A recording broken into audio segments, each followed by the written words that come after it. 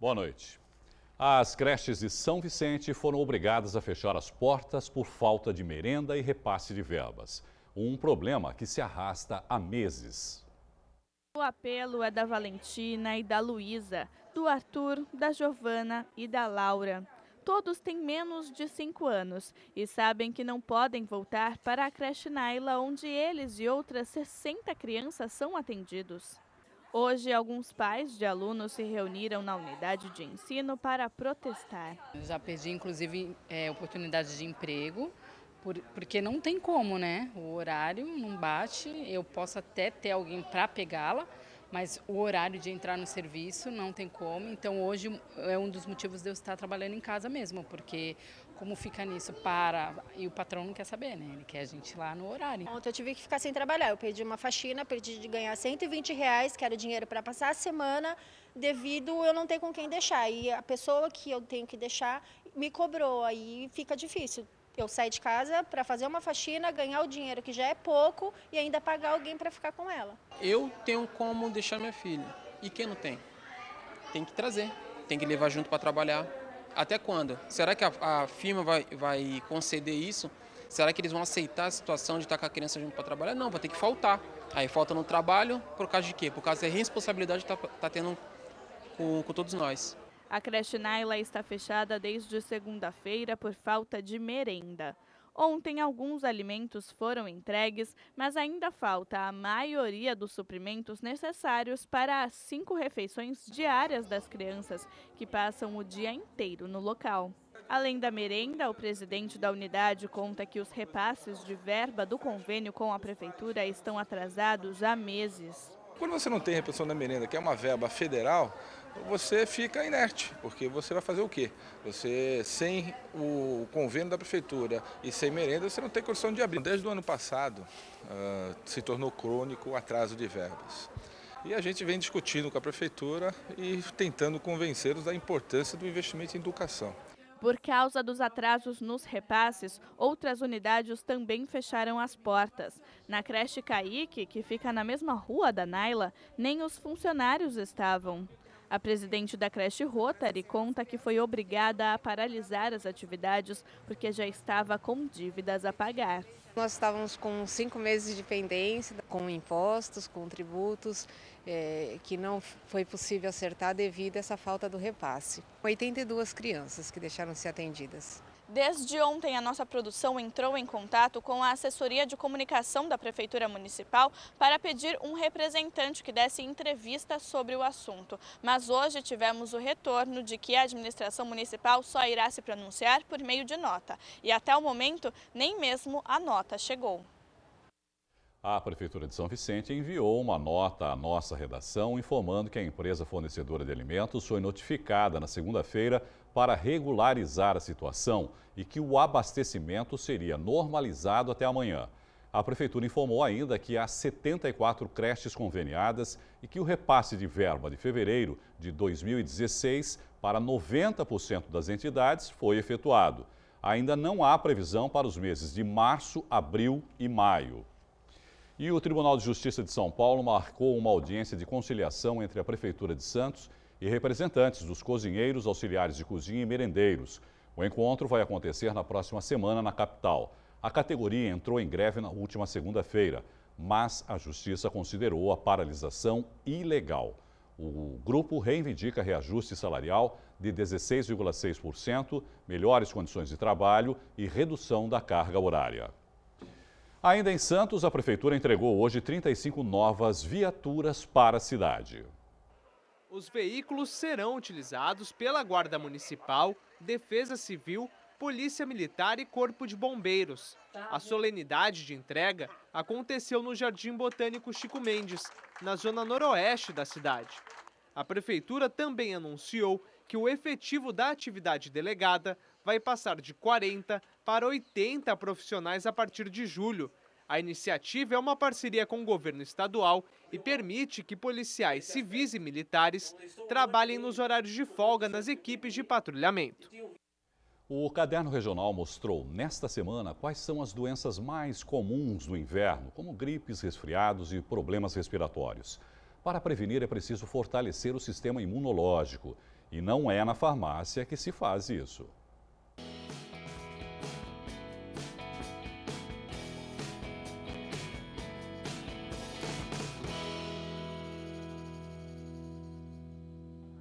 Comer é mesmo um santo remédio. Essa diversidade de cores mostra também as vitaminas predominantes em cada alimento.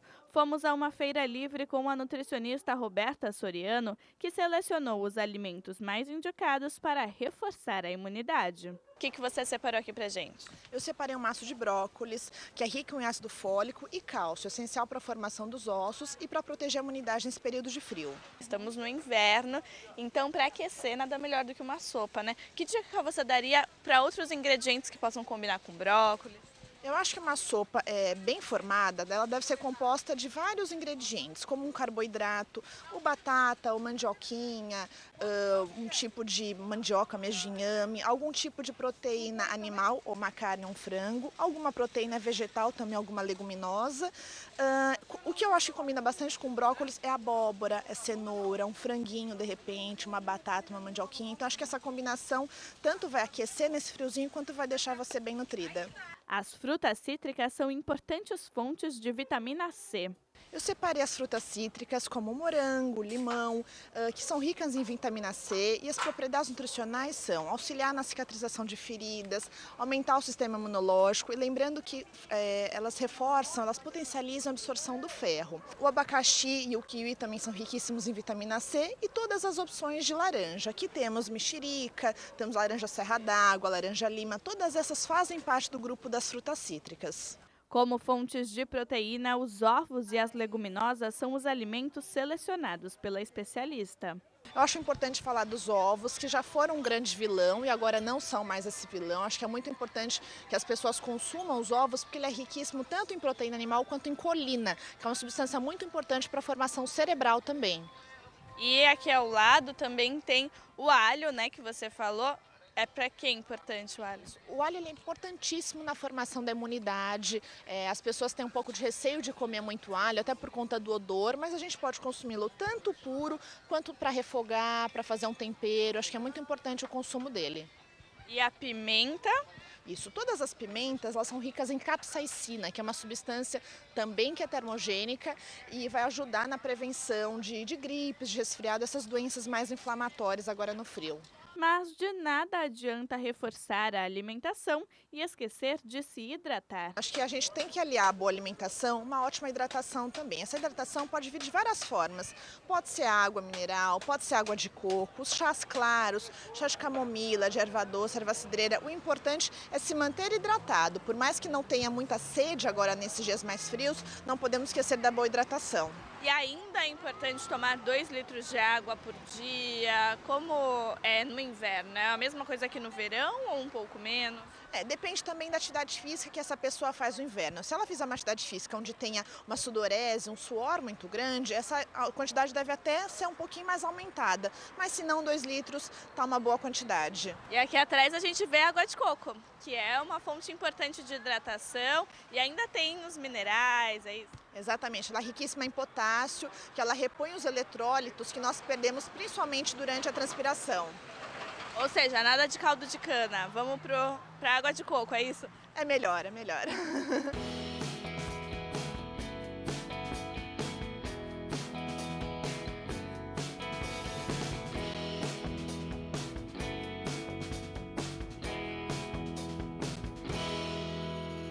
O aniversário de 151 anos da Batalha Naval do Riachuelo acontece no dia 11 de junho. O conflito foi decisivo para a vitória do Brasil, Uruguai e Argentina na guerra contra o Paraguai. A batalha inspirou livros, filmes e até pintores como Pedro Américo a retratar o conflito. Em Santos, as comemorações foram antecipadas para amanhã. E para falar sobre esta data tão importante, o Caderno Regional recebe o capitão dos Portos de São Paulo, Alberto José Pinheiro de Carvalho, da Capitania dos Portos. Capitão, boa noite, obrigado, por participar conosco aqui. O que torna a Batalha do Riachuelo esse evento tão importante e tão especial dentro da história militar brasileira? Boa noite, Irineu, boa noite a todos. Bem, a Batalha do Paraguai, onde está inserida a Batalha Naval do Riachuelo, a Guerra do Paraguai, corrigindo, foi uma das maiores guerras travadas na América do Sul. em quantidade de mortos, ela só perde para a Guerra de Secessão, a Guerra Americana. Lá foram cerca de 600 mil mortos, na Guerra do Paraguai, cerca de 300 mil mortos. A Guerra de Secessão, a gente sabe que foi uma guerra sangrenta, né, Sim. capitão? Na Guerra do Paraguai também foi assim, devido às condições da época? Sim, as guerras naquela época eram muito mais sangrentas, né? E ela tem essa importância na história militar, por causa dessa magnitude dela, por ser a última guerra travada em solo brasileiro, né, em que dentro dela está inserida a Batalha Naval do Riachuelo, que foi uma batalha decisiva para o destino da guerra. Onde especificamente ocorreu, né, para a gente tentar localizar aqui os nossos telespectadores? Apesar de ser uma batalha naval, foi num rio, não no mar, não é, capitão? Sim, mesmo sendo no ambiente ribeirinho, pela doutrina é considerada uma batalha naval. Ela aconteceu no rio Paraná, né, próximo da cidade de Corrientes, na Argentina, envolveu navios do Paraguai e do Brasil principalmente, e o nome se dá Riachuelo porque o movimento principal, decisivo da batalha ocorreu próximo de um riacho chamado, de um rio menor, né, chamado Riachuelo. Foi uma vitória da estratégia, principalmente, capitão, o senhor diria, devido até às próprias condições, quer dizer, os navios não estavam absolutamente preparados para ter esse conflito, por exemplo, nessa situação de rio e não de mar? Sim, houve uma estratégia importante porque, como o senhor mencionou, os navios brasileiros não eram apropriados para uma guerra fluvial, eles estavam mais vocacionados para uma guerra no mar. Eram navios que a maioria dependia de vento, né, de vela para se movimentar, e a importância, como toda a guerra, existe a estratégia, né, que no geral determina as ações que são tomadas. E a estratégia importante foi, primeiro, nos precaver de um ataque das forças paraguaias, que dispunham de canhões, não só na margem, como canhões também montados em chatas, que eram rebocadas para locais estratégicos, pontos estratégicos do rio. E então, de falta dessa informação da localização, houve uma decisão estratégica de aguardar um pouco o momento de atravessar o rio. Essa vitória foi um momento importante e estratégico, eu diria, para a virada na guerra? Quer dizer, foi o que determinou a vitória na Guerra do Paraguai? Sim, porque... era uma tríplice aliança, né, no caso? Sim, era a tríplice aliança, né? Argentina, Brasil e Uruguai contra o Paraguai, que naquele momento queria expandir, já tinha atingido a margem esquerda do rio Paraná, já tinha invadido parte do território brasileiro, de Mato Grosso, e essa batalha, um feito heróico do almirante Barroso, que nós homenageamos no dia 11, que pegou os navios e abalroou literalmente os demais navios, liderou os navios brasileiros para abalroar, para colidir com os navios paraguaios, implementando uma grande perda das forças navais paraguaias e conseguindo que fosse retomada a margem esquerda, ou seja, expulsando o Paraguai da margem esquerda do Rio Paraná. Esse era o principal motivo da guerra, capitão? Quer dizer, tentar conter, de alguma forma, uma política expansionista territorial, principalmente do Paraguai? Sim, essa é a ideia. O Paraguai ele queria garantir o seu acesso ao mar, né? E tentou, invadiu tanto a Argentina, Corrientes, como o Brasil, e diante dessa ameaça, né, à soberania brasileira, nós tivemos que, por causa disso, entrar na guerra. Dá para fazer um exercício de imaginação aí, caso o Brasil tivesse perdido a guerra, como seria hoje, capitão? Quer dizer, talvez o nosso mapa fosse diferente hoje. O mapa seria diferente, grande parte hoje desse território riquíssimo, que tem essa produção agrícola, né, que está atualmente segurando a balança comercial brasileira, talvez não estivesse em nossas mãos, né? Como fica a situação, por exemplo, o Brasil, lamentavelmente, não tem essa tradição de cultuar, né, seus heróis, acontecimentos históricos, mas é importante, não é, que nas escolas as crianças tenham muito acesso a isso, principalmente, né, e conheçam profundamente a história, porque é através da história também que nós formamos o nosso povo, não é, capitão?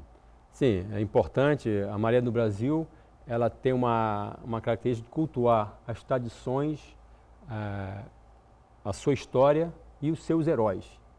São brasileiros como nós, que viveram no passado, talvez tiveram um grande desafio, que foi garantir a integridade do território brasileiro, né? Contribuir para a formação da identidade brasileira, né? Desde há muito tempo atrás, nesse caso, século XIX. E são exemplos exemplos de abnegação, de dedicação, de bravura, de heroísmo, de pensar no Brasil, né? De oferecer, às vezes, a sua vida, né? Tivemos vários heróis mortos, né? Durante essa batalha. E são exemplos que, hoje em dia, nos trazem, né?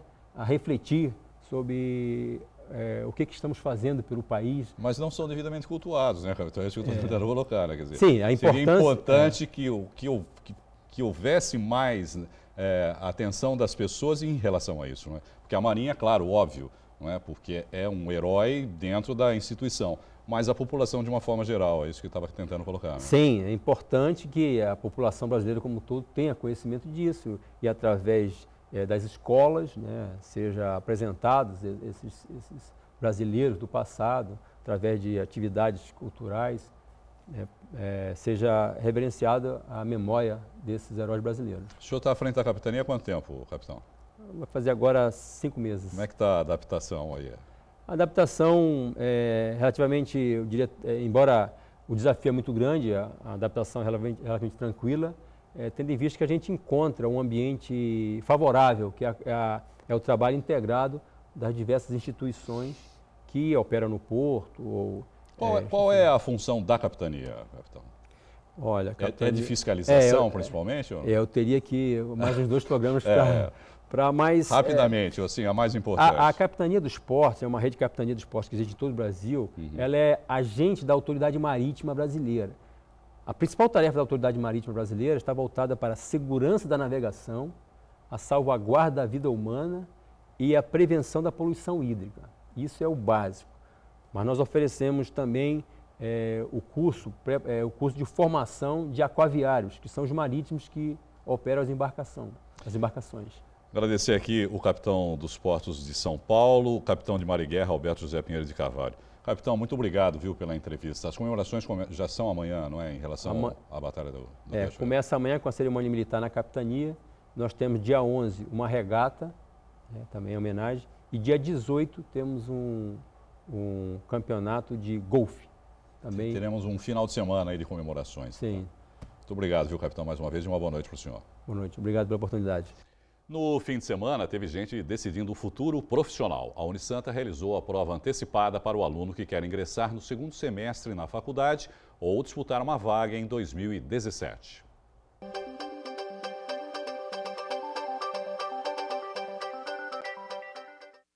Sábado, 8 da manhã. Mesmo com frio e chuva, foi dia de muita gente decidir o futuro profissional. A Unisanta realiza a prova antecipada para o aluno que quer ingressar no segundo semestre ou disputar uma vaga antecipada para 2017. A escola com 55 anos, né, a universidade completa, então ela já tem um know-how para receber esses alunos, que a gente fica muito contente que, mais uma vez, nosso vestibular apresenta um bom índice de alunos, quer dizer que os jovens estão interessados em estudar, isso para nós é muito importante. Este ano foram 930 inscritos e poucas ausências. Os 30 primeiros colocados na classificação do vestibular ganham bolsa de 50% nas mensalidades de um semestre. A Unisanta também oferece outras possibilidades de pagamento, para que o aluno só tenha que se preocupar com os estudos. Que a gente oferece diversos tipos de bolsas e programas de financiamento, né? Eles podem pagar até depois de formado essas bolsas, pagam metade da mensalidade, depois de formado eles pagam o restante. Além disso, tem descontos para calouros, programas de bolsas com empresa, conveniados com empresa. A prova teve 3 horas de duração e os candidatos tiveram de responder a 40 questões de múltipla escolha, distribuídas entre língua portuguesa e literatura, ciências e conhecimentos gerais. Nas de língua estrangeira, puderam optar entre inglês e espanhol, mas a redação foi em bom português. A redação puxou um pouco, mas a parte de matemática, física estava bem puxada também. Difícil, mas até que estudei e consegui ir bem. Além da chance de estudar em um dos 34 cursos presenciais, iniciados no segundo semestre ou no ano que vem, este vestibular contou com o lançamento dos cursos de Administração e Ciências Contábeis no ensino à distância. Os candidatos puderam se inscrever também para outros cursos em EAD. As matrículas para a primeira chamada podem ser feitas até a próxima quinta-feira, no Bloco M do campus, que fica na rua Oswaldo Cruz, número 277. A nadadora olímpica e atleta da Unisanta, Ana Marcela Cunha, lançou hoje um instituto que leva o nome dela. O objetivo é incentivar o esporte oferecendo aulas de natação de graça. A data escolhida para o lançamento não foi por acaso. 8 de junho é o Dia Mundial dos Oceanos e a atleta da Unisanta será a representante do Brasil na maratona aquática dos Jogos Olímpicos Rio 2016. O anúncio do Instituto foi feito em coletiva de imprensa. O Instituto Ana Marcela não pretende formar atletas olímpicos, e sim proporcionar acesso ao esporte e qualidade de vida a todos. A gente sempre viu, muitos casos de pessoas se afogando. Em média no Brasil são 17 pessoas por dia que se afogam. E eu faço um esporte que poderia ajudar muitas pessoas. Então assim, a gente sempre teve em mente ajudar o próximo. E a gente está tendo essa oportunidade agora. Já tem quase um ano que ela externou essa preocupação com os acidentes que constantemente a gente ouve falar, essa vontade de ensinar a natação, de poder fazer alguma coisa para as pessoas nadarem de uma forma mais natural, que é o que ela gosta de fazer, que é a maratona aquática. Então, juntou essas duas coisas e aí nós resolvemos realmente encarar e vai fazer muita diferença sim. O Instituto está formando parcerias com prefeituras e empresas privadas para aplicar o método Ana Marcela de ensino, voltado especialmente para maratonas aquáticas, mas que também pode ser praticado em qualquer ambiente. A gente já tem uma aceitação de todas as 6 prefeituras que nós tivemos algum contato, dentre elas de 2 estados fora de São Paulo. Foram contatos iniciais para a gente sentir onde é que a gente pode chegar nesse primeiro momento, E todas, não teve ninguém que não tivesse se interessado. O pró-reitor administrativo da Unisanta, Dr. Marcelo Teixeira, foi homenageado como patrono do Instituto pela dedicação ao esporte. Santa Cecília fará parte do Instituto. Nós estaremos colaborando não só com o plano pedagógico, como também todas as demais iniciativas que dependam e do apoio da instituição, até pela relação que nós mantemos com a Ana Marcela, com a sua família. E o Instituto será realmente de grande valia para que a gente marque um novo conceito e crie fundamentos necessários para o desenvolvimento das maratonas aquáticas no Brasil. Mesmo com o andamento do projeto, a atleta não parou de treinar e tem grandes expectativas para os Jogos Olímpicos Rio 2016. 60 dias, Cada dia é um dia a mais de treino e um dia a menos. Está chegando perto da prova. O que vier, eu acho que vai ser lucro, uma medalha nas Olimpíadas, mas a gente sempre pensa no ouro, porque é o máximo que a gente pode conseguir e com certeza ela está treinando para isso aí.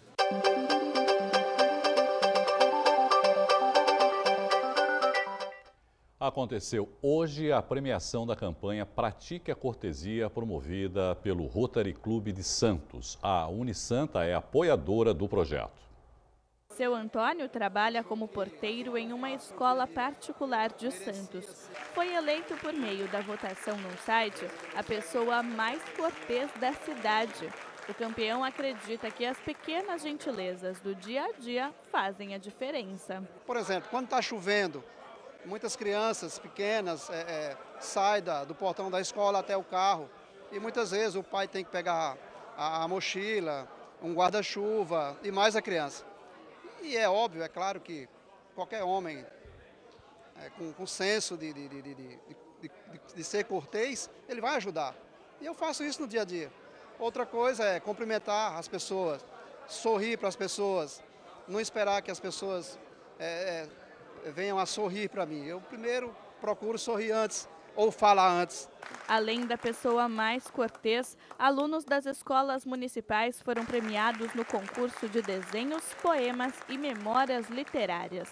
E este ano a novidade foi o prêmio fotográfico. Por primeiro lugar do concurso fotográfico nós escolhemos uma GoPro, para o primeiro lugar a pessoa mais cortês uma TV de LCD e enfim, vários outros prêmios que motivassem as pessoas a se mobilizarem para participar do concurso. O Pratique a Cortesia existe desde 1980. As campanhas acontecem a cada 2 anos. O objetivo é incentivar e reconhecer cidadãos educados que ajudam o próximo sem receber nada em troca. A gente percebe que ainda é um hábito que as pessoas desacostumaram a receber e de entender o que é. E o projeto foi bem amplo, tivemos uma divulgação maciça em todos os veículos de comunicação, os patrocinadores proporcionaram também maior visibilidade ao projeto. Uma última informação, os caminhoneiros que prestam serviço para a empresa de lixo de São Vicente, a Codesave, anunciaram hoje que estão novamente em greve. A empresa não teria pago os salários referentes ao mês de maio. Há mais informações